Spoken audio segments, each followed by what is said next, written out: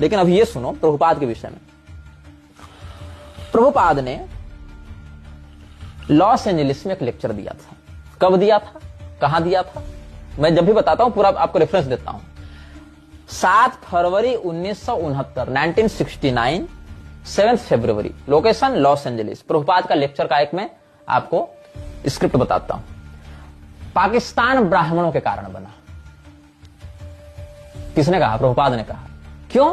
क्योंकि ब्राह्मण इस्लाम से घृणा करते थे, इसलिए इस्लाम को बहुत बुरा लगा कि ओह क्या हम इतने घृणित हैं, ये ब्राह्मण कितने दुष्ट हैं कि हमसे घृणा करते हैं, हमको तो अवश्य अपना एक नया देश बनाना पड़ेगा, तब हम इन ब्राह्मणों के अत्याचार से मुक्त हो पाएंगे।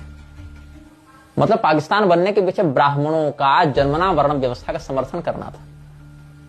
ये विचारधारा मोहन भागवत की भी है, जिसने कहा कि ब्राह्मणों को अपने पूर्वजों के पाप का प्रायश्चित करने का समय आ गया है। ये मोहन भागवत को विचारधारा है जो कहता है कि आपके बगल में कोई गोमांस खा रहा है तो आप उसका विरोध मत कीजिए, भाईचारा बिगड़ेगा, ताकि कल जब बीफ कंपनी से आपकी पार्टी चमडाले तो हिंदू विरोध न कर सके, क्योंकि वहां तो भाईचारा निभाना है ना। तो प्रभुपाद ने जो कहा, मैं उसका इंग्लिश ट्रांसलेट आपको करके बताता हूं। The Pakistan is also due to this hereditary Brahminism. You see, they hated so much that Mohammedans and the Sudraj. First of all, they hated the Sudraj. And then, when the Sudraj, they became Mohammedans, they hated the Mohammedans. And gradually it developed that the so-called Sudraj and Mohammedans, politically the Britishers took advantage, agitated them, they cut up India into Pakistan and Hindustan. बहुत सही। क्या करता है प्रभुपाद? मुसलमानों और शूद्रों से इतनी घृणा की ब्राह्मणों ने कि शूद्र मुसलमान बनने के लिए बाध्य हुए। आप इतिहास उठाकर देख लें, इस्लाम भारत में क्या इसीलिए फैला क्योंकि ब्राह्मण जो है वो शूद्रों से घृणा करते थे? आप एक बड़ा वर्ग उठाकर देख लें, जहां जहां युद्ध हुए हैं, क्षत्रियों ने कितने युद्ध लड़े हैं मुसलमानों के खिलाफ। उनकी सेना में शूद्र थे कि नहीं थे? उनकी सेना में वैश्य थे कि नहीं थे? ब्राह्मण थे कि नहीं थे?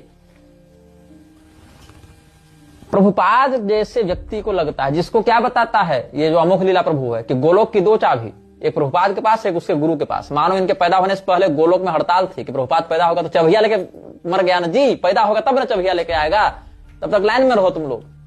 ये भगवान कृष्ण कह रहे होंगे कि 2 गेट था, चाबी 2 थी, एक प्रभुपाद लेके बैठा था, एक उसका गुरु लेके बैठा था। अभी मरी है तो वहां जई है तो गेट खुले।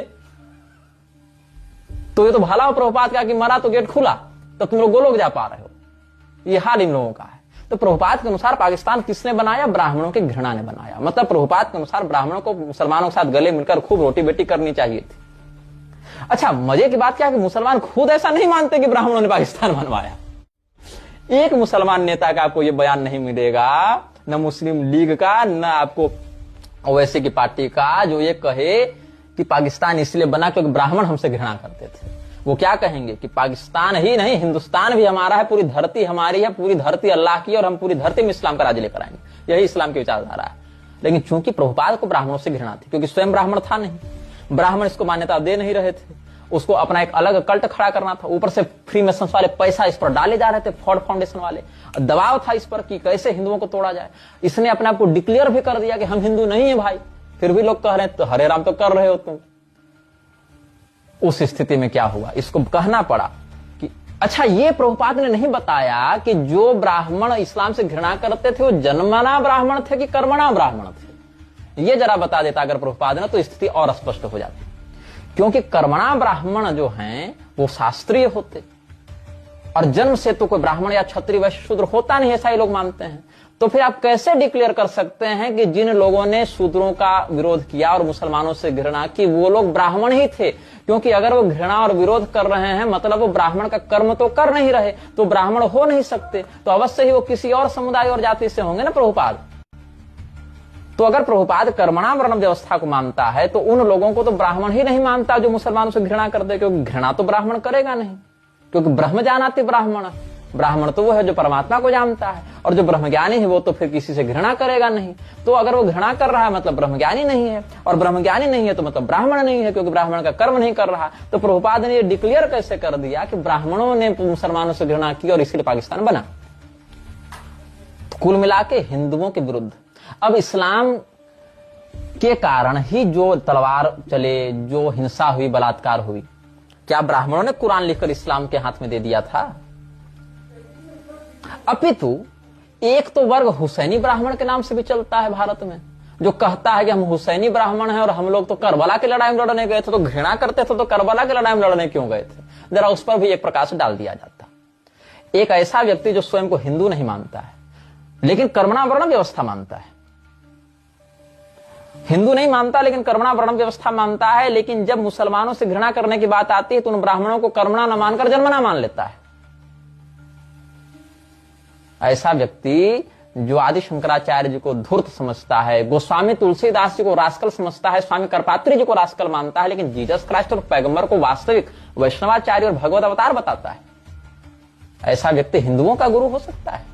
अब रही बात कि हिंदू उछल रहे हैं कि बांग्लादेश में चिन्मय दास को रिहाई मिल गई। चिन्मय दास हिंदू है।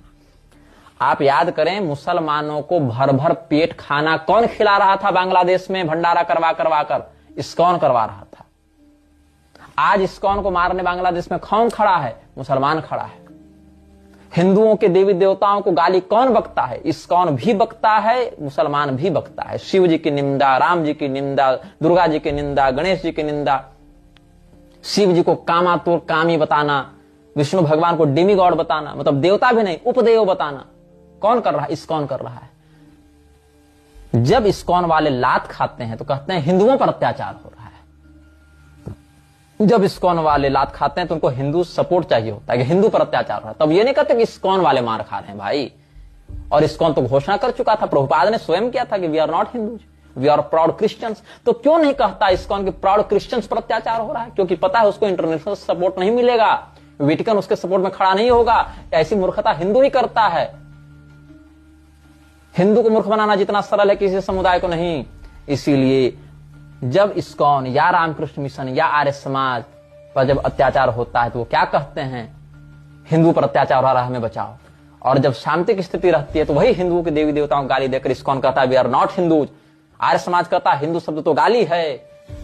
रामकृष्ण मिशन कोर्ट चला जाता है कि हम लोग को हिंदू धर्म से बाहर अलग अल्पसंख्यक दर्जा दो, और मार खाने पर हम हिंदू हैं, हम पर अत्याचार मत करो, सभी हिंदुओं को एकजुट होना चाहिए।